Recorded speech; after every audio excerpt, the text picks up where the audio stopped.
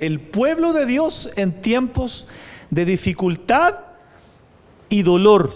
Entonces es muy importante que nosotros entendamos que constantemente el pueblo de Dios en el Antiguo Testamento pasó por tiempos de dificultades, de dolor. Esto no es una novedad, no es algo nuevo, ¿cierto? Que uno puede decir, ¿cómo hacemos? Y tal como el pueblo de Dios pasó por por dificultades en el pasado, el pueblo de Dios también va a pasar por dificultades en el presente y tenemos que saber cómo actuar, cómo actuó el pueblo de Dios, qué cosas Dios le dijo a su pueblo en el pasado, qué cosas le dice el Señor a su pueblo cuando está sufriendo. Y pienso que este es un tiempo independiente de lo que esté pasando en Venezuela, que tenemos que orar y estar con ellos, ¿cierto? Como si nos pasara a nosotros. Este es un tiempo que yo pienso que para todos nosotros como cristianos son tiempos de dificultades, ¿no? Dolorosos. Tiempos que estamos viendo que uno dijera, no pensé nunca ver esto, ¿cierto? No pasa. Quiero invitarlo a 2 de Crónicas 7, del 13 al 14. Si nos ponemos el versículo acá, dice la palabra de Dios, si usted quiere abrir su Biblia, vamos a leer 2 pasajes. Dice el Señor, si yo cerrare los cielos para que no haya lluvia, y si mandare a la langosta que consuma la tierra, o si enviare pestilencia a mi pueblo. Y este pasaje tan conocido, ¿no? Si se humillare mi pueblo sobre el cual mi nombre es invocado, y oraren, y buscaren mi rostro, y se convirtieran de sus malos caminos, entonces yo iré desde los cielos, y perdonaré sus pecados, y sanaré su tierra. ¿Para quién era esta promesa? Para Israel, ¿ya? ¿Y es para nosotros también? No. Ahí está el error de los cristianos, que tomamos un pasaje de la Biblia y lo tiramos inmediatamente. No, se puede aplicar a nosotros, pero esta promesa no es para nosotros, esta promesa es para Israel, ¿ya? Pero la condición que pide el Señor sí es aplicable para nosotros, ¿ya? ¿Por qué quiero aclarar esto? Porque uno dice, ya, si nos humillamos y todo, ¿el Señor está obligado a sanar Chile? No. Esto es una promesa que le dio a Israel. Pero es bíblico que nosotros nos humillemos, ¿cierto? Invoquemos al Señor, oremos, busquemos su rostro. Sí, ¿por qué? Porque vamos a experimentar bendición. ¿Se entiende? No tenemos que tomar cualquier promesa de la Biblia y decir esta es mía porque el Señor se la dio aquí a Israel, ¿ya? Por eso después las cosas no resultan. El Señor no está obligado a sanar nuestra tierra, aun cuando nosotros podríamos orar por sanar la tierra. Pero este pasaje, siempre le he enseñado que es un pasaje del Antiguo, donde tienen que llevarlo al Evangelio para poder hacer una aplicación correcta, ¿ya? ¿Por qué les digo todo esto? Porque si ustedes toman promesa que el Señor, no sé, pues en el Antiguo Testamento le dio, qué sé yo, un auto a una persona y que el Señor me dio esa promesa, no la va a cumplir con usted, ¿se entiende? No es la forma, sino que llevar esto al Evangelio para que la aplicación para nosotros sea la correcta, ¿ya? Pero no literalmente las cosas que Dios habló a alguien en especial. Entonces nos damos cuenta que yo oraba porque oraba. Oraba. Porque predicar también en tiempos de dificultad no es fácil. Uno dice, ¿qué le comparto al pueblo de Dios? ¿Cierto? Es tiempo de dificultades, probablemente muchos, como todos, pasando cosas difíciles. Yo imagino a la gente en Venezuela, me da pena, ¿cierto? Si aquí estamos mal, ¿cómo estarán allá? ¿Cierto? Si aquí los cristianos tenemos todavía gran libertad, ¿cómo estarán los cristianos allá? ¿No? ¿Con qué dificultad? Es bueno ponerse como en los zapatos del otro, pero uno dice, los tiempos de dificultad, no solamente en los tiempos bíblicos, era para predicar consolación, ¿ya? Uno puede decir, necesitamos ser consolados, por supuesto, estoy totalmente de acuerdo. Pero hay otras cosas que también Dios quiere hablar a su pueblo en tiempos de dificultad. Una de las cosas que el apóstol Pablo dice en la Biblia es que él se encargó, ojo con esto, de predicar todo el consejo de Dios a la gente. Y es algo que debe marcar una iglesia. Que los temas sean tan amplios que abarquen las cosas que yo nunca había escuchado. Así tiene que ser. La labor de la iglesia debe ser tratar de predicarle todo el consejo de Dios a la gente. Hasta que, mientras Dios nos dé vida. Yo digo, Señor, que Dios nos dé años para alcanzar a predicar todo el consejo de Dios, que la gente sepa la amplitud de lo que Dios piensa respecto de todas las cosas, ¿no? Y no tan solo las cosas como populares. ¿Ya? Entonces nos damos cuenta que todo esto que está pasando, ¿cierto? Estamos llenos de guerras, de cosas. Uno no sabe qué va a pasar de aquí en adelante, ¿no? Porque uno dice, ¿qué pasará? ¿Qué va a pasar con nosotros, ¿cierto? No solamente con esta situación de Venezuela, sino que usted sabe que potencias se meten. Bueno, como decía alguien, más allá de todo lo que esté pasando, recuerden que el que gobierna todo es Dios, ¿no? Dios sigue sentado en el trono. Aunque haya sido un fraude, el Señor está sentado en el trono Y cada ser humano lo que siembra va a cosechar. Entonces nos damos cuenta que cómo operaba el pueblo de Dios en medio del dolor y la tragedia. Quiero leerle algunas cosas cortitas. Yo no nacía todavía, pero he leído que la gripe española del año, imagino que ustedes tampoco, 1918 y 1920, dejó la muerte de 50 millones de personas. 50 millones murieron en la gripe española el 18-20. La peste bubónica acabó con la vida de 100 a 200 millones de personas en 1346. ¿Ya? Esto no es nuevo. Y nosotros que sí somos testigos del COVID, ¿cierto? El COVID que dejó tantos y tantos muertos. ¿Y qué tenemos que entender? Que más allá de estas cosas que sucedieron en la historia, lo que tenemos que pensar es cómo operó el pueblo de Dios cuando estaba en tiempos de dificultad y sufrimiento. Y qué Dios se encargaba de hablar cuando el pueblo de Dios estaba sufriendo y pasando calamidad. Entonces quiero invitarlos a Amós capítulo 4, versículos 6 al 10. Nos damos cuenta que, y esto es importante entenderlo, el pueblo de Dios no está exento de sufrir las calamidades del mundo, ¿se entiende? No está exento. A veces uno piensa que por ser cristiano entonces yo no voy a sufrir calamidades como las sufre Chile. Las vamos a sufrir igual, ¿se entiende? El pueblo de Dios en Venezuela está experimentando la misma calamidad que todo el mundo, ¿no? Entonces nos damos cuenta que si nosotros, ¿puedes volver un poquito al versículo anterior? Si nos damos cuenta, muchas veces Dios trae las calamidades, ojo con eso, ¿no? Tenemos que cada vez afinar más la doctrina, ¿cierto? Hemos escuchado siempre Dios permite, pero a veces Dios es el que está detrás de eso, ¿ya? También, en este caso, ¿qué dice ahí? Si yo cerrara los cielos y las plagas, ¿quién envía las calamidades? ¿El diablo o Dios? El Señor, ¿se entiende? Hay cosas que Dios envía directamente. ¿Y por qué lo hace?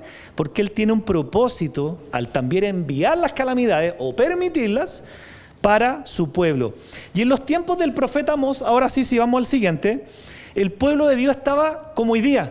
El pueblo de Dios en los tiempos del profeta Amós estaba desviado, ¿sí? Nosotros podemos decir que somos cristianos, a veces estar en la iglesia, pero nuestro corazón puede estar totalmente desviado. ¿Se entiende? Desviado de las cosas de Dios, desviado de la verdad de Dios, desviado de la doctrina de Dios. Por eso el Señor siempre dijo, ¿se acuerdan algo, no? No se hagan tesoro en esta tierra, ¿cierto? Sino hagan tesoro en los cielos, porque donde está su tesoro, ahí va a estar. O sea, ninguno de nosotros puede ser engañado delante del Señor respecto de esto.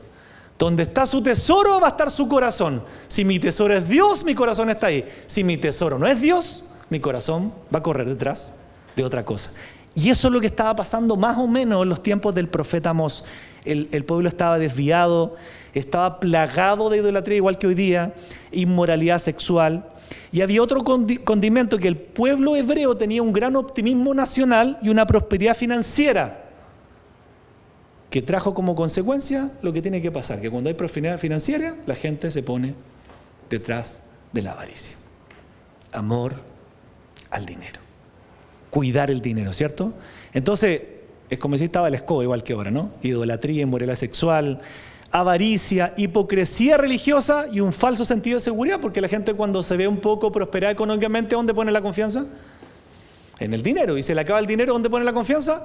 Se empieza a poner ansiosa. ¿Por qué? Porque tiene su confianza ahí, cuando nuestra confianza siempre ha sido el Señor. Y miren lo que dice Amós del 6 al 8, dice... Ojo con esto, por eso les estoy diciendo verdad. Hay cosas que Dios permite y cosas que Dios directamente las hace. Manda las calamidades, eso es bíblico.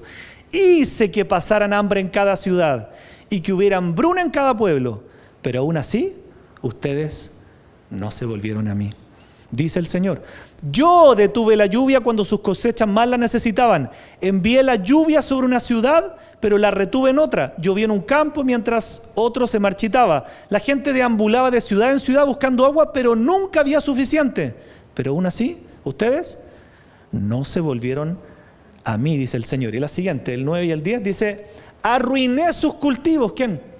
¿El diablo? ¿Quién? Dios. Arruiné sus cultivos y viñedos con plaga y moho. La langosta devoró todas sus higueras y todos sus olivos. Pero aún así, ustedes no se volvieron a mí, dice el Señor. Les mandé plagas como las que envié sobre Egipto. Eso lo hizo el Señor. Hace tiempo, dice, maté a sus jóvenes en la guerra y llevé lejos a todos sus caballos. El hedor de la muerte llenó el aire. Pero aún así, ustedes no se volvieron a mí. Entonces tenemos que entender algo súper sencillo. Súper sencillo, ¿ya? Dios puede permitir el mal y puede permitir una calamidad, o directamente Dios orquestar el mandar una calamidad porque tiene un propósito que casi siempre es el mismo, que es que la gente se vuelva a Él. Y eso es lo que a nosotros nos cuesta entender. Me dice, ¿por qué me cuesta tanto en esta situación a lo mejor que estoy viviendo y no se me abre algo?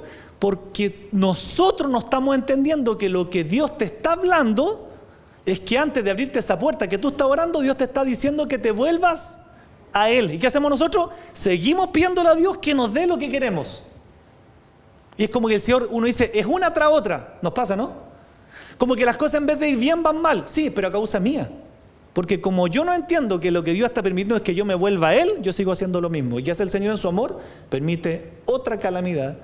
Y ahí es cuando uno se da cuenta de lo orgulloso que es el corazón humano. Porque Dios literalmente a veces nos tira al suelo, nos hace fracasar, morder el polvo. Sí, ese es mi Señor. ¿Para qué? Para que yo me vuelva a Él. ¿Y por qué ora uno? Para que Dios me saque de morder el polvo. Como que no entendemos. ¿Se entiende? Señor, sácame luego esta cosa. No, hasta que me escuches. ¿Por qué? Porque el Señor está preocupado de tu alma. Porque el Señor quiere que tú te salves, no que te pierdas. Por tanto, es un Dios bueno. Aunque nos tire al suelo, es un Dios bueno. Aunque nos corte las cosas, es un Dios bueno.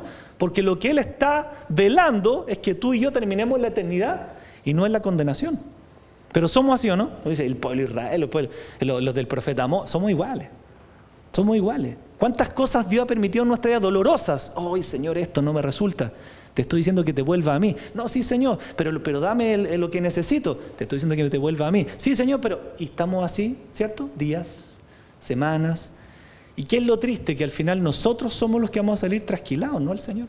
Porque como no queremos volvernos a lo que el Señor nos viene hablando por megáfono, el Señor acá, ¿cuántas cosas les dijo? Hice esto y ustedes no se volvieron. Hice esto otro, ya les mandé plaga y ustedes no se volvieron a mí. Y una de las cosas que Dios habla a su pueblo cuando está sufriendo, además de consolarlos, siempre la consolación va acompañada del arrepentimiento. Que es algo que nosotros no comprendemos. Fíjese usted cuando usted está pasando algo, una situación mala, ¿cuál es su primera oración? Señor, quítame esto, ¿cierto? Señor, sácame de esto. Es lo primero que hacemos. Por tanto, ninguno de nosotros logra entender que cuando Dios permite algo, lo está haciendo con un propósito bueno. Por tanto, nuestra oración bíblica es decir, Señor, ¿por qué estás permitiendo esto? ¿Para qué? ¿Qué me quieres hablar? ¿En qué cosa yo he sido sordo? ¿En qué cosa yo he sido desobediente? ¿En qué cosa quieres que yo me vuelva a ti, que tú estás permitiendo este dolor tan grande conmigo? Pero somos como ¿cierto? Sácame esto rápido, Señor, sácame este trato. Y Dios nos consuela, pero siempre va a ser que nosotros nos volvamos a Él. ¿Y sabes lo que pasaba? Lo mismo que pasa hoy día. El pueblo en el tiempo del profeta Amós se había vuelto tan insensible que ni aún estas tremendas calamidades le habían hecho reaccionar. ¿No estamos viviendo lo mismo? Sí. Todos nosotros. Señor, una caída tras otra. Y me vuelvo tan insensible que vuelvo a hacer lo mismo. Por eso cuando uno lee la Biblia es para que uno se dé cuenta que lo que había en el pueblo de Israel es lo mismo que hay en nosotros, ¿cierto? Estos israelitas eran súper desobedientes y todo, y nosotros también, ¿no?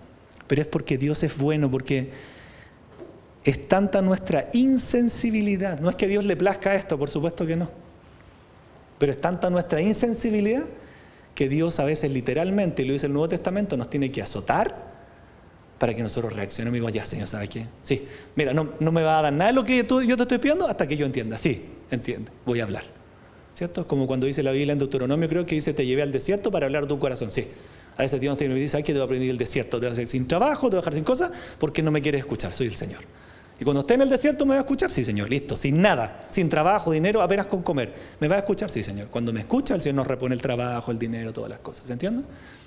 Todos nosotros necesitamos muchas veces ser llevados al desierto, experimentar literalmente el comer tierra, porque nuestra insensibilidad es parecida al pueblo en los tiempos de Amós. No queremos escuchar la voz de Dios. Pero eso para que entendamos bíblicamente, cuando el pueblo está experimentando calamidades, No es solamente que Dios permita calamidades para consolarnos, no es un juego. Dios permite calamidades para hacernos entender que necesitamos volvernos a Él. ¿En qué necesito volverme a ti, Señor, si soy tan buen cristiano? Dios se va a encargar de hablar a tu corazón. Entonces nos damos cuenta que eso siempre sucedió, ¿no? Siempre en los tiempos antiguos, ahora es exactamente lo mismo. Aún nos damos cuenta que los tratos más fuertes que nosotros hemos vivido en la vida, fíjese usted, muchas veces hemos salido de ese trato sin la lección aprendida. Hay un autor que le pegó el clavo, ¿no? Dijo, Dios, bueno, podemos tener las dos corrientes. Dios permitió el COVID o Dios mismo orquestó el COVID. Las dos son bíblicas. Pero el punto que dijo, esto es lo importante, dijo, si Dios permite el COVID para que su pueblo salga exactamente igual después de la pandemia, es que no entendimos absolutamente nada. Tenía toda la razón. Le pegó en el clavo. Porque ¿qué hizo la pandemia, le pregunto yo? Mostrar quiénes realmente éramos nosotros. Se vio el corazón de cada uno de nosotros. ¿Y Dios para qué permite las calamidades? Para que se muestre realmente el corazón de cada uno, ¿no? Y eso es lo que Dios siempre quiere evidenciar. ¿Para qué? Para nuestra salvación. Entonces, fíjense que Dios trae calamidades con los incrédulos. ¿Por qué? Porque Dios quiere que le conozcan. Y Dios trae calamidad sobre su pueblo. ¿Por qué? Porque quiere que su pueblo se santifique. El incrédulo debe conocer a Dios y el creyente santificarse. Entonces, pandemias. La hemos vivido, ¿sí? Dicen que están preparando otra ante el 2030, ¿no? Ya están pidiendo los recursos en la ONU para declarar la otra pandemia. Bueno, lo que sea. ¿Quién está sentado en el trono? Nunca le tenga miedo a eso. Usted nunca crea esa mentira de decir, es que no sé qué, el mundo lo está gobernando Satanás. Sí, puede ser. Pero arriba de Satanás hay alguien que está sentado en el trono del universo gobernando absolutamente todo, ¿ya? Entonces, y aunque sean poderes económicos, aunque sean poderes políticos, hay un rey que está sentado en el trono y no se ha movido, así que tranquilos, ¿no? Todo está bajo el control de Dios. Entonces, sean pandemias, guerra, apostasía, declives morales, sin precedente, el principio siempre va a ser el mismo. Quiero invitarlo a este mismo libro que estamos viendo ante Segundo de Crónicas, si lo tienen abierto ahí, capítulo 20, para que nosotros entendamos cuál es el llamado de Dios para este tiempo. Es como decir, si vemos esto en Venezuela, ¿qué tenemos que hacer realmente? Ser empáticos con lo que están viviendo nuestros hermanos y volvernos a Dios, por ellos, ¿no? Porque eso puede pasar mañana en Chile, ¿no? Claro. Volvernos a Dios. Porque nosotros en Venezuela y acá somos el mismo pueblo. Somos el mismo pueblo, ¿no? Somos un solo pueblo. Una sola iglesia, distintas congregaciones. La iglesia es una sola, ¿se entiende? A lo largo del mundo, una sola. ¿Qué son distintas? Congregaciones. Somos una sola iglesia, un solo cuerpo. Segundo de Crónicas 20:20 dice, ¿lo tengo ese? Sí, perdón. Dice, y cuando se levantaron por la mañana, salieron al desierto de Tecoa. Y mientras ellos salían, Josafat, el rey Josafat, estando en pie, dijo, oídme Judá y moradores de Jerusalén, creed en Jehová vuestro Dios y estaréis seguros. Creed a sus profetas y seréis. ¿Se da cuenta cuando digo que cuando usted pasa el versículo directo a nuestros días se equivoca? Porque si yo les digo, oye, crean a todos los profetas de este tiempo y van a ser prosperados, le estoy diciendo una herejía. Por eso hay que tener cuidado con pescar algo Antiguo Testamento y decir, esto también es para mí literal. No, hay que pasarlo por la cruz y la aplicación para nosotros tiene que ser distinta. Ese es el error de interpretar mal. Porque si uno dice, entonces la Biblia nos dice que nosotros tenemos que creer a todos los profetas. Oye, tú profetizás, dale. Y así se han levantado las sectas. No. Esto era para los profetas que eran del canon, aquellos profetas que quedaron en la Biblia, aquellos profetas que fueron inspirados por Dios para dar una palabra perfecta. Todo lo que hoy día se puede dar de profecía, en la cual yo creo personalmente, es falible, tiene equivocaciones. ¿Se entiende? Porque si no tuviera equivocaciones, hay que meterle en el canon. Y si decimos que entonces le falta agregar algo a la Biblia, estamos cometiendo una herejía. Ese es el problema de pescar un versículo y interpretarlo que es para mí también. Es un error. No. A ese tiempo, el Señor les dijo también crean en sus profetas y seréis prosperados. Porque eran los profetas que iban a escribir el canon. Profetas de Dios reales que fueron llamados e inspirados por el Espíritu Santo para dar una palabra directa, inspirada por Dios, que quedó registrada para nosotros, profetas de verdad, ¿no? No como los de hoy día que se autoproclaman profetas y dicen cualquier cosa y la gente lamentablemente les cree porque no tiene una base escritural. Si es tan sencillo, ¿no? La gente engaña a la gente ignorante. Creed en Jehová vuestro Dios y estaréis seguros, creed a los profetas y seréis prosperados. ¿Por qué es importante? Porque en ese entonces el pueblo judío estaba siendo amenazado por un gran ejército que los venía a atacar. ¿Sí? Aquí lo anoté, los amonitas y los moabitas. Esos nombres bíblicos a mí me cuestan, ¿cierto? Los amonitas, moabitas y todo eso. Y este pueblo se dirigía, estos amonitas y moabitas iban a pelear contra el rey Josafat, y él, imagínense, el rey recibe esta noticia. Como decir, ¿saben qué? Nos van a invadir Chile, Rusia, y vienen a atacarnos. ¿Cómo reaccionaría el rey? ¿Cómo reaccionaría el pueblo? Y miren lo que dice un poquito más atrás en el 3.4, que lo vamos a poner en pantalla, usted lo tiene en su Biblia también. Dice que el rey Josafat tuvo temor. Y es natural tener temor, ¿ya? No es algo equivocado decir, es que tengo temor, entonces eso habla de falta de fe. No, lo equivocado es tener temor y darle lugar al temor, ¿ya? Lo bíblico es tener temor, pero en el día en que temo, en ti confío. ¿Se entiende? Entonces, para que seamos bien bíblicos en todas las cosas, ¿es natural tener temor? Sí. Lo que no está bien delante de Dios es tener temor y que mis acciones estén gobernadas por el temor. Lo que es bíblico es tener temor, pero pese al temor, yo doy el paso a favor de lo que Dios me dice. Pero miren lo que pasa aquí. Entonces él tuvo temor. Pero dice, ¿y Josafat qué hizo? Humilló su rostro, ay Dios mío, qué importante, para consultar a Jehová. Yo les vengo diciendo hace unos 3 años que este es el tiempo del engaño. Si usted no le consulta a Dios las cosas, puede terminar en cualquier lado. O puede dar vueltas como el pueblo de Israel. Le consultó a Jehová, dice, e hizo pregonar ayuno a todo Judá. Y se reunieron los de Judá para pedir socorro a Jehová. Y también de todas las ciudades de Judá vinieron a pedir ayuda a Jehová. ¿Qué es lo que tiene que hacer el pueblo de Dios cuando está sufriendo? Esto. Eso sí es aplicable, ¿ya? No hay una promesa de promedio, pero sí es aplicable. Nos tenemos que humillar delante de Dios. Humillar por nosotros primero. Humillarnos por lo que pasa en Chile. Humillarnos por lo que pasa en Venezuela. Humillarnos. Preguntarle al Señor qué es lo que debo hacer. ¿Se da cuenta lo que pasa cuando un rey, un gobernante que es puesto por Dios, dice la Biblia, hace cosas sin preguntarle al Señor? ¿Se da cuenta el desastre que deja, no?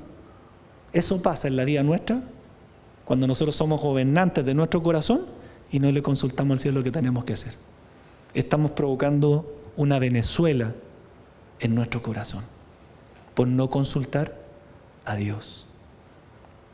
Porque la palabra no solamente es aplicada para los gobernantes de los países, sino para todo hijo e hija de Dios. Llevamos nuestra vida a la pobreza espiritual. Llevamos nuestra vida a la bancarrota. ¿Por qué? Porque no nos humillamos.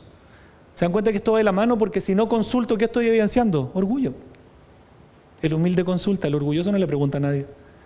Consultaron a Jehová. Y además, ¿qué hicieron? Lo que hemos estado enfatizando. Pregonemos ayuno. A mí me cuesta. Y me podría sacar el pillo, ¿no? Por decir, por temas médicos. Sí, pero puedo hacerlo, ¿no?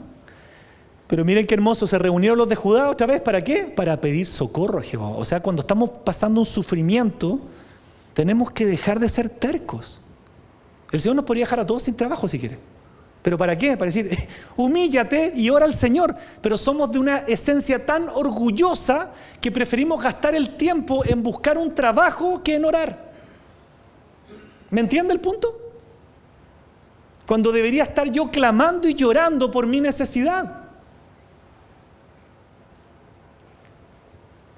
Y también de toda la ciudad de Judá vinieron ¿a qué? Lo mismo, a pedir ayuda al Señor. Lo que pasa en Venezuela, lo que puede pasar en Chile, nosotros tenemos que decirle, Señor, por favor, clamar. Lamentablemente estamos en un tiempo donde el pueblo de Dios no ora, no clama, no ora. En todas las iglesias del mundo, ¿cuál es la más baja asistencia? Los tiempos de oración. Tenemos que decirnos la verdad, no solamente nosotros, todos. Entonces, Señor, ¿qué calamidad tienes que permitir para que el pueblo de Dios entienda que el orar debe ser algo esencial en la vida cristiana? Orar. ¿Qué tiene que hacer Venezuela? Orar. El pueblo de Dios, clamar. Nosotros, orar, clamar, humillarnos. Porque no estamos exentos, nos puede pasar exactamente lo mismo a nosotros. Exactamente lo mismo, ¿no? Entonces, Josafat tuvo temor, pero ¿qué hizo? Se dispuso a buscar al Señor y a hacer ayuno. Entonces, ¿qué es lo hermoso de este pasaje? Que Josafat no actuó de manera individual. ¿Qué hizo? Involucró al pueblo a hacer lo mismo. Y eso es algo que nosotros, aplicando esto, debemos trabajar. Si estamos en la casa de Dios, deberíamos estar todos. Si estamos ayunando, deberíamos estar ayunando todos. Si hay un tiempo de oración, pucha, lo que tenga, me pliego. Eso habla de un pueblo de Dios que está unido para hacer lo que Dios nos manda. No es la realidad, lamentablemente, en ningún lugar. Algunos dicen que está en la peor época de la iglesia. No sé, ya eso es parte de una de opiniones que la respeto. Pero sí debe ser doloroso para el corazón de Dios ver que su iglesia está dormida. Que es una iglesia que no ora, que no clama, que no ayuna, que no evangeliza, que no se mueve realmente en el poder del Espíritu, ¿no? Y entonces, este pasaje también nos revela algo que nosotros podemos llevar a cabo, que Josafat confió en el Señor. Porque él dijo, me vienen a atacar, ¿cierto? Pero yo, ¿por qué estoy haciendo esto? Llamando al pueblo a que oremos, ayunemos y nos humillemos. Porque confío en que Dios va a actuar si nosotros hacemos esto. Y esa debe ser algo que nosotros debemos tomar realmente como una aplicación correcta para nosotros. Que si yo me humillo, oro, clamo al Señor, yo estoy seguro que el Señor me va a respaldar. Y en el 12 dice, oh Dios nuestro, ¿no lo juzgarás? Ahora sí.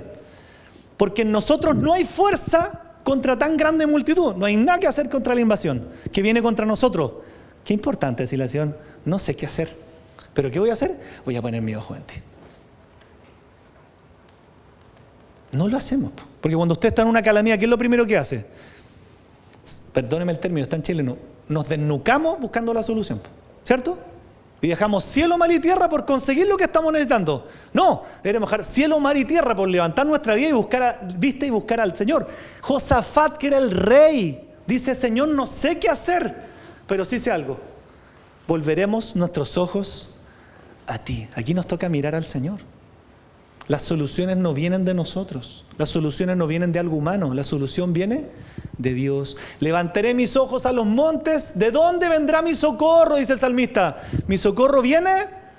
¡Wow! La Biblia es la misma. Levantaré, dos personas que no se conocen. Volveré mi ojo a ti, dice Josafat. Y el salmista dice, ¿de dónde vendrá mi socorro? Alzaré mis ojos, ¿a dónde? A los montes, a mirar que mi socorro viene de Dios. ¿Qué hizo el salmista? Volvió su mirada al Señor. Como diciendo, Señor, Maduro, igual que el diablo, está limitado por Dios. No puede hacer lo que él quiere, el diablo tampoco. Hasta ahí nomás te permito. ¿Que quiero matar a Job? No te lo permito, no va a tocar la vida de Job. Porque también podemos caer en un descontrol, ¿se entiende? Y eso es falta de confianza. No, Dios está al control. Dios está al control. Porque nos podría pasar a nosotros. Y si nos pasara, tenemos que entender que Dios está al control. Pero ¿qué tenemos que hacer nosotros? Humillarnos, buscar al Señor, confiar en Él. Entonces nos damos cuenta que siempre que pasaba este tipo de cosas, finalmente el pueblo volvía sus ojos al Señor, ¿no? Volvía sus ojos al Señor. Y aquí viene entonces, volvamos al versículo tan conocido. De nuevo, si yo cerrare los cielos para que no haya lluvia, y si mandare la langosta para que consuma la tierra, si enviare pestilencia a mi pueblo, si se humillare mi pueblo, sobre el cual mi nombre es invocado. Está con amarillo.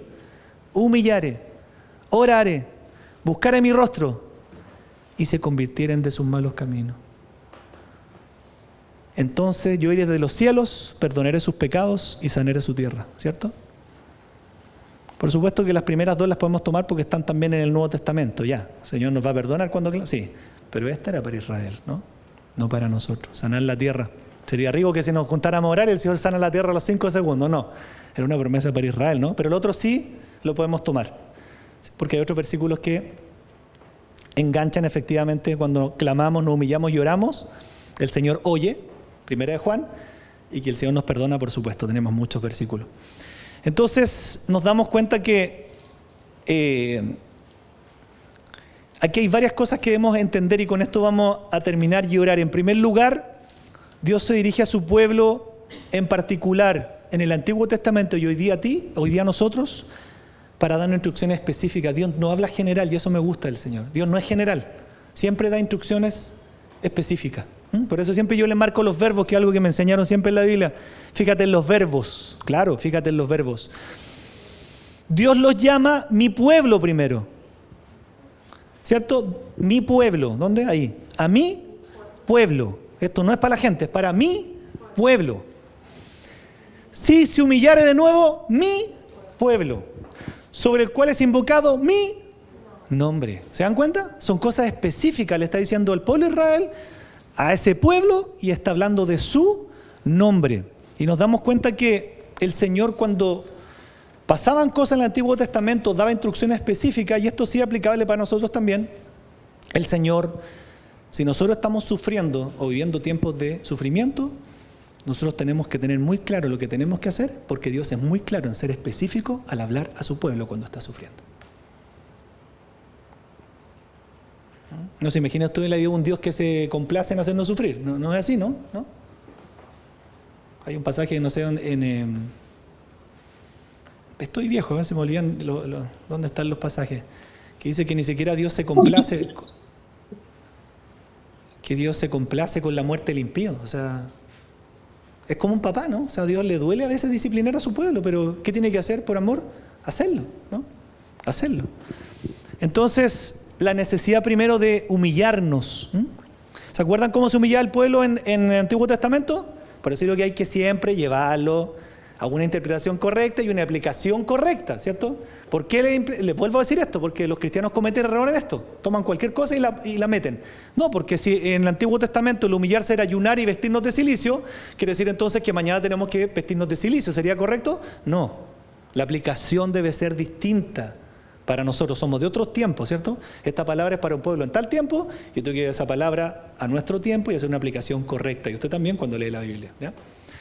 Entonces, no, para nosotros no. Para nosotros el humillarnos es arrepentirnos. Es reconocer que realmente necesitamos cambiar, ¿sí?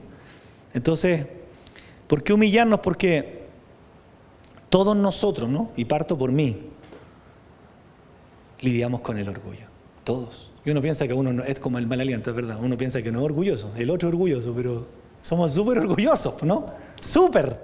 Entonces, qué hermoso es cuando decir, Señor, ya soy súper orgulloso, y comienza entonces a trabajar en mi vida. Mira lo que dice acá acerca del orgullo: pretender ser algo que no somos, mostrar una imagen falsa de lo que nosotros somos, proclamar algo que no vivimos, afirmar con nuestros labios lo que nuestro corazón realmente no siente, vivir con una máscara frente al mundo ocultando el verdadero yo. Eso es parte también de ser orgulloso. Y somos así. Si el Señor nos saca una foto de cómo somos en la casa versus cómo somos en la iglesia, ya no importa. Pero ¿para qué Dios nos quiere hacer eso? Para que cambiemos, ¿cierto? Algo que entiendo de este tiempo es que Dios quiere transparencia. No mostremos una imagen de nada, no tenemos que agradar a nadie. La Biblia dice que tenemos que agradar a Dios. Este es un tiempo para ser transparentes. Este es un tiempo para abrir el corazón. Este es un tiempo para realmente ser lo sincero que nunca he sido, lo transparente que siempre anhelé ser. No es un tiempo para guardar, para ocultar, no es un tiempo para escondernos, para mostrar una careta de quien yo no soy, ¿cierto? Me pasó esto, cometiste pecado, pido perdón, pido ayuda. Perfecto. Es transparencia en la iglesia. Transparencia con mi hermano, transparencia con mi hermana. Transparencia con Dios. Dice la Biblia que Dios ama la verdad en lo íntimo. Como que todos en cierta medida tenemos una cultura de guardar la imagen, ¿no? Y que el concepto prudencia lo han prostituido terriblemente la iglesia cristiana. Ponte en paz con la persona. No, es que yo soy prudente, entonces no hablo con él. No, eso no es prudencia, eso es desobediencia. ¿Se entiende? La prudencia la usamos para todo hoy día. No, es que soy prudente, entonces yo no quiero hablar con la persona para ponerme en paz. No, es que yo soy prudente, entonces... No, este es un tiempo para ser transparentes. Y entonces, en la medida que nosotros no somos transparentes, no estamos combatiendo el orgullo y por tanto no estamos siendo humildes con nosotros, ¿no? ¿Y por qué cree Dios que Dios permite estos dolores tan grandes en su vida, en la mía, a nivel país? Porque Dios nos quiere quebrar el orgullo. Es eso. Porque ¿cómo se pone uno cuando está ahí en la clínica todo entubado? ¿Cómo se pone uno? Hola, ¿cómo? Uno se pone humilde, po. Claro, pero uno sale de la clínica y volvió el hombre orgulloso, ¿no? Cuando me quedé sin trabajo, no, y después Dios me da trabajo y ni pesco al Señor. Entonces todos lidiamos con ese orgullo, ¿cierto? Si las cosas anduvieran bien, probablemente ninguno estaría acá. Entonces es cuando uno entiende la perspectiva bondadosa de Dios al permitir dolor en nuestras vidas, porque Dios no nos quiere orgullosos. Es bueno haber comido tierra, hijos de Dios. Es bueno. El salmista dice, me es bueno haber sido humillado. Pucha, que oremos así. ¿Para qué? Para aprender tus estatutos. Es como el salmista diciendo, aprendí a golpes. No importa, pero aprendí. Pero aprendí a golpes no porque tú querías darme golpes, Señor. Aprendí a golpes porque yo soy un porfiado, un duro. Y la necesidad también de la oración, hijos de Dios. O sea, no es coincidencia que primero Dios nos llame a humillarnos y después a... Claro, pues imagina orar con un corazón orgulloso. Llega hasta ahí la oración. ¿Y dónde dice eso la Biblia? Dios, ¿a quién atiende, dice la Biblia? Atiende al humilde. ¿Y al soberbio qué hace? No lo estoy mintiendo, no estoy inventando. Oraciones soberbias Dios las mira de lejos. Diciendo, ¿quieres orar y no humillarte? Yo me pongo en la tribuna, dice el Señor. Dale nomás. Pero al humilde Dios dice que lo atiende. ¿Qué verbo más hermoso? Me atiende. Entonces no es casualidad que en el Antiguo Testamento el Señor primero le llama al pueblo, humíllense primero. Después, oren. No es algo fácil, les cuento. Porque realmente ser humilde y no orgulloso es algo que, miren, todo cristiano tiene que lidiar con eso. Desde el pastor más antiguo hasta el creyente más nuevo, todos orgullosos, todos nosotros. Y mejor si lo reconocemos. Y si le decimos, soy un orgulloso. No te busco, no clamo, no me humillo, busco yo las soluciones. No soy manso, no soy obediente, ando mostrando una careta de quién no soy. Me paro acá adelante y digo a la gente, es bueno que ustedes vengan a la iglesia y todo, y yo me desaparezco después de 3 meses. No, eso no se hace. ¿Me entiendes? Nos ponemos a exhortar de algo que nosotros no hacemos. Eso es orgullo. Si usted va a subir acá para decir algo, hágalo primero. Porque si no pierde autoridad espiritual. Y eso es un engaño al final. Estoy exhortando algo que yo no hago. No lo haga mejor. Súbase acá y diga otra cosa, ¿me entiende? Pero no dé instrucciones de exhortación si usted no lo hace, porque eso es un orgullo disfrazado.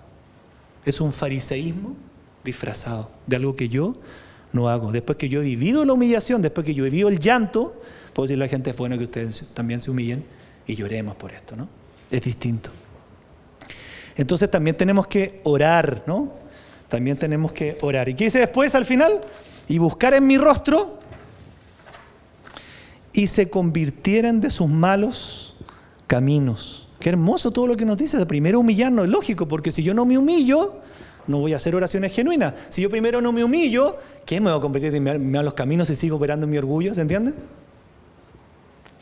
Entonces le dice al pueblo de Israel, yo iré desde los cielos, ¿tenemos esa promesa? Sí, perdonaré sus pecados, también sanaré su tierra, era para Israel. Aunque podemos aplicarla, ¿no? Sí.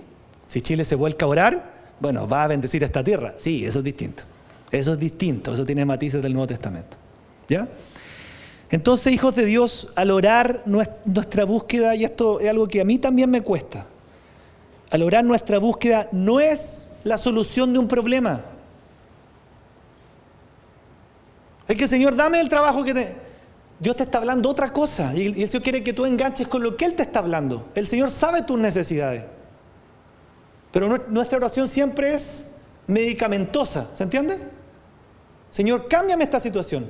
Señor, sácame de este trato. Señor, sácame de este sufrimiento. Nuestra oración no debe ser en ese sentido. Nuestra oración debe ser para humillarnos primero, para reconocer nuestros pecados, para cambiar, para entender que necesitamos buscar a Dios y dejar que Él gobierne mi vida, para luego decir, Señor, dame la pastilla que necesito. ¿Se entiende? Todos tenemos esa tendencia a orar, a ver a un Dios como bombero. Dios permite una calamidad y Señor, sácala. Y se dice, no estás entendiendo, no la permito para que la saques, la estoy permitiendo para que tú me pongas atención. Le cuento yo, ¿dónde uno se conecta mayormente con Dios? La verdad, en las calamidades. No hay ateo que en el terremoto 8.8 del 2010 no está, ¡ay, Señor, por favor! ¿Se entiende por qué Dios provoca las calamidades y los sufrimientos? Para decir, quiero que me pongas atención, te quiero hablar, quiero estar contigo, quiero que me busques. Entonces nuestra oración no es decir, termina el terremoto, sino, Señor, ¿qué propósito tienes con este terremoto? Por favor, háblalo. ¿Qué estamos haciendo como iglesia que está mal, que tú permites esta calamidad? ¿Qué estamos haciendo como pueblo? Bueno, entonces, ¿qué tenemos que hacer? Esto, no decirle, sácame el terremoto. Señor, entonces humillémonos, que corrijamos el problema, que si entre nosotros hay alguno que está adulterando aquí, bueno, no lo condenemos, pero ayudémoslo a salir de ese adulterio, ¿se entiende? Si hay alguno entre nosotros que está fornicando, no lo condenemos, pero ayudémoslo, ¿cierto? Que vaya al arrepentimiento y vaya dejando eso. Y así con todas las cosas. Porque el Señor está permitiendo la calamidad por el pecado de su pueblo, ¿con el objetivo de qué? De bendecirnos, de que nos salvemos, de que cambiemos, de que nos volvamos a Él. ¿Separados de mí? Dele. No venga a las malas reuniones de la iglesia y trate de buscar trabajo, pololo. Vaya. Separados de mí, nada podéis hacer. Y las cosas que usted va a encontrar son para su perdición. Se va a casar mal trabajo, va a terminar. Entonces uno dice, la vida es una sola, cuidado. El orgullo es tan grande que a veces podemos pensar, ojo con esto, en nuestro corazón, ¿qué dice la Biblia que es? Engañoso más que todas las cosas, cuidado. Y el segundo término es más fuerte. Perverso. A veces uno puede pensar que uno hace lo que quiere y el Señor no me dio nada. Yo, dele. Es la opinión del necio. Mi corazón es engañoso más que todas las cosas y perverso. ¿Quién es el único que puede conocerlo? El Señor. Más decirle, Señor, líbrame de este corazón horrible de las decisiones que yo pueda tomar. Eso sí, es una versión más humilde. Líbrame de este fariseo adentro, por favor, Señor, y ten misericordia a mí. Eso es más humilde, ¿no? Entonces, hijos de Dios, para terminar, 3 minutitos, Edison, si tú nos tocas algunas notas. Vamos a comprar un piano un día porque nos falta alguien que toque, ¿cierto? Sí. Pero somos un cuerpo, dice la Biblia. Algunos tienen que ser buenos para tocar, otros para predicar, otros para todo. Todo tiene su... La tendencia de la iglesia, hijos de Dios, para que finalicemos, la tendencia nuestra. Siempre, siempre. Yo también, ¿ya? Yo también. La tendencia de la iglesia, por tanto, la tendencia de cada uno de nosotros, la tendencia de cada creyente es desviarnos de los caminos de Dios. Esa es la tendencia natural. Todavía por dentro el corazón nos dice, ¿por qué no llegaste en la casa y te sentías mal? ¿Sí o no? ¿Sí o no? Ya eso, gracias Señor, gloria a Dios, pero eso tiene que hablarlo con Dios y no está mal, está súper bien. Pero está súper bien reconocerlo y decirle, dame este corazón desgraciado y dame un corazón para ti, Señor. Eso, qué bueno. No se sienta mal por sentir eso. Siéntase mal cuando usted le hace caso. Todos nosotros tenemos una tendencia a desviarnos de los caminos de Dios. Wow, ahora entiendo. Dios permitió las calamidades con su pueblo en el Antiguo Testamento para volver a Él. Dios permite las calamidades con nosotros y en forma personal para volver a Él. Pero ¿qué pasa? El Antiguo Testamento hoy día, hijos de Dios están sufriendo calamidades y lo que menos hacemos es volver a Dios. Queremos solucionar la escoba que tenemos en nuestra casa, pero cuando esté bien voy a venir. Nunca. Es el mayor engaño escucharme cristiana. Cuando resuelve las cosas voy a buscar al Señor. Eso no sucede nunca. Porque el llamado al Señor es hoy. Es como estás. No vine en busca mente bíblica. No vine en busca de sano, sino de enfermo. No sé, cuando esté todo saneado vengo. Antibíblico. Ven cómo estás. Entonces las calamidades, los sufrimientos que tenemos a nivel país, a nivel iglesia, a nivel personal, es como que el Señor con un megáfono de amor te estuviera diciendo, no quisiera permitir más cosas en tu vida, pero las sigo permitiendo porque tú no te vuelves a mí de corazón. Porque hasta yo podría estar predicando aquí y ser un falso pastor. ¿Sí o no? Sí, po. Me estoy exponiendo a la condenación haciendo esto.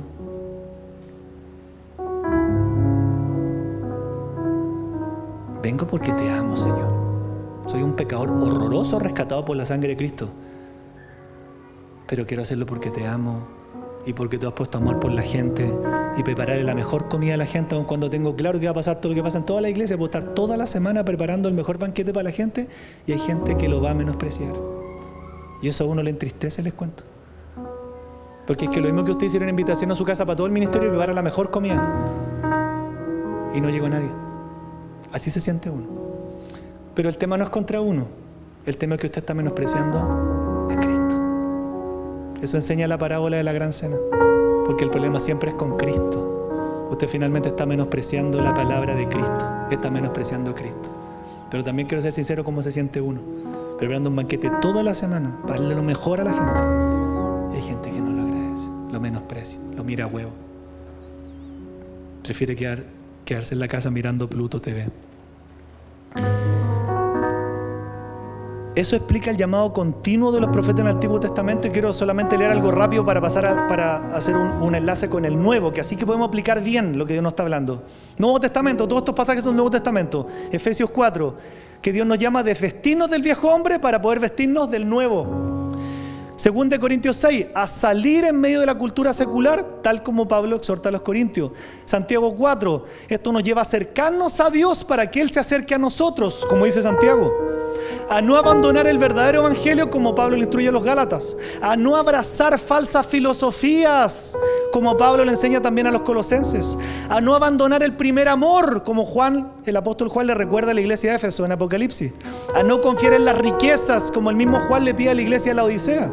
A permanecer fieles y a perseverar en el camino del Señor como evidencia de que somos realmente salvos, según Juan escribe en su primera carta. A permanecer fieles en medio de la prueba, como Pedro le escribe también a sus oyentes. Y a no prestar atención, lo dice la Biblia, no yo. Yo les he dicho que tengan cuidado con el YouTube. Algunos son bien porfiaditos. Lo dice la Biblia. No prestar atención a los falsos maestros, 2 Pedro 2, 1, 22, como el mismo Pablo escribe en su segunda carta, porque pueden ser engañados.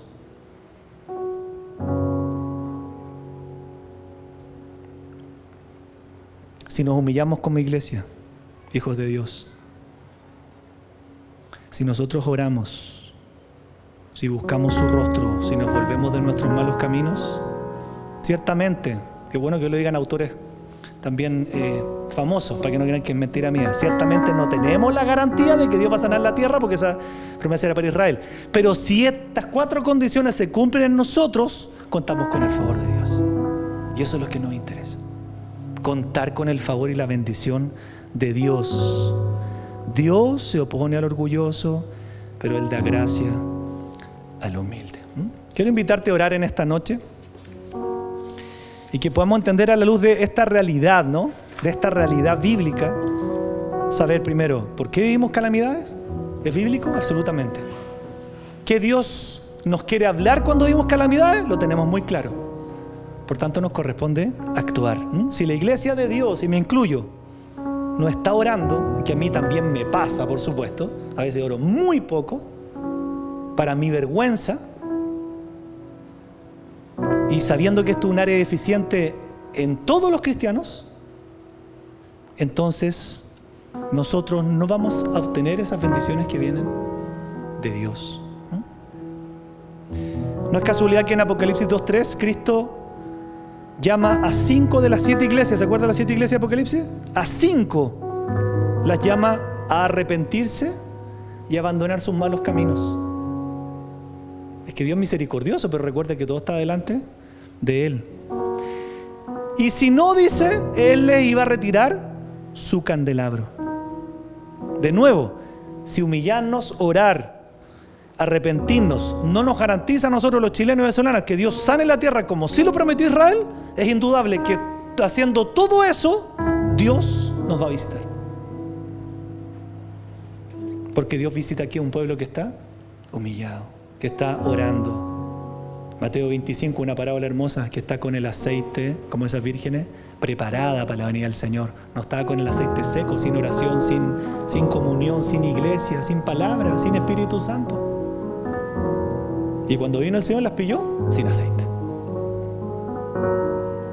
Entonces nuestra oración, hijos de Dios, para que clamemos ahora también, que en tiempos de dificultad como lo que estamos viviendo, seamos entendidos en lo que Dios nos quiere hablar. No decirle, Señor, quita los tiempos de dificultad. Sería otra vez hacer una oración antibíblica.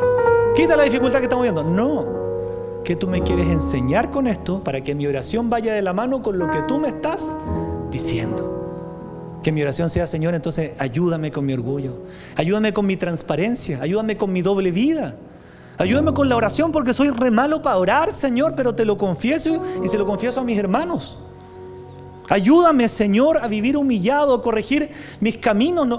No acusamos a nadie, pero entre todos nos tenemos que ayudar para dejar, si alguno, Señor, está en alguna inmoralidad sexual, está en alguna equivocación delante tuya que afecta a toda la iglesia, con amor, ayudar a esa persona también a apartarse de los malos caminos. Porque o nos bendecimos todos o nos embarramos todos juntos, Señor. Con amor y verdad se corrige el pecado. Por eso te alabamos, Señor. Que nuestra oración sea en ese sentido. Que tu pueblo se humille en este tiempo. Que tu pueblo ore, Señor. Que tu pueblo como nunca antes clame. Que entienda que tenemos una tendencia natural a nosotros hacer las cosas en vez de orar. Y eso es orgullo. Es puro orgullo. Porque todas las cosas deberán ser llevadas en oración. Por eso el Padre Nuestro nos lleva a algo tan básico, para entender que somos orgullosos, porque ninguno de nosotros ya ora por el pan que come en el día, porque lo tiene seguro, y eso habla de nuestro orgullo. Por eso tú nos llevaste a una oración tan profunda, para entender que aún debes decirte, Señor, dame las capacidades que tú me diste en este día para hacer mi labor, mi trabajo, ¿no? Confiamos en nosotros, porque ya sabemos hacer las cosas. Todo lo manejamos en orgullo, en vez de clamar y decirle, Señor, dame hoy día el tacto, el talento, el don, la gracia para hacer mi labor. Dame todo lo que necesito en un día, Señor, aún para comer, para desarrollar mi trabajo. Todo, Señor, porque sé que un día tú me lo podrías quitar y todo lo que yo creo que lo manejo, ya no lo manejo. Porque Dios permite la enfermedad para quitarnos el orgullo. Porque Dios permite a veces una caída fuerte para corregir el orgullo. Porque Dios quiere un pueblo humilde. Y una calamidad ayuda a eso. Señor, no quisiéramos experimentar calamidades, por supuesto, pero entendemos que son necesarias para que nosotros realmente nos volvamos a ti y entendamos que esto no es un juego, que contigo no se juega, Señor, que tú eres Dios delante de nosotros, que tú vienes por un pueblo, dice, por una novia santa, sin mancha, sin arruga. Y eso no habla de una novia perfecta, sino una novia que se santificó. Y la iglesia debe santificarse, Señor. Ayúdanos a caminar en esa santidad, porque sin santidad nadie podrá verte, dice tu palabra. Ayúdanos a subir a mucha gente, Señor, que se está ensuciando a limpiarse en los caminos de Dios. Ayúdanos a subir a mucha gente que no te conoce, a subirse al arca.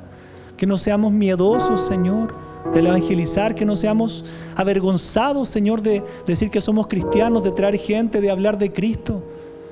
Porque si no, dice tu palabra que si yo me avergüenzo de ti, entonces en el día final, entonces también el Hijo se va a avergonzar de mí. Oh, Señor, yo no quiero vivir eso. Yo quiero ser un hombre que pese al miedo sea valiente, que pese al temor lo haga, que pese a la vergüenza me atreva. En el día en que temo, yo en ti confío, porque tú eres mi Dios, Señor. Y como decía Josafat, cuando estemos sufriendo, levanta los ojos y que seamos como Josafat. Señor, no sé qué hacer en esta situación, pero ¿sabes qué? Voy a empezar a poner mis ojos en ti, porque nunca los he puesto en ti. Te invoco de labios, pero mi corazón está lejos de ti. No sé qué hacer, pero voy a empezar a levantar los ojos de mi corazón a ti. Bendito sea tu nombre, Señor.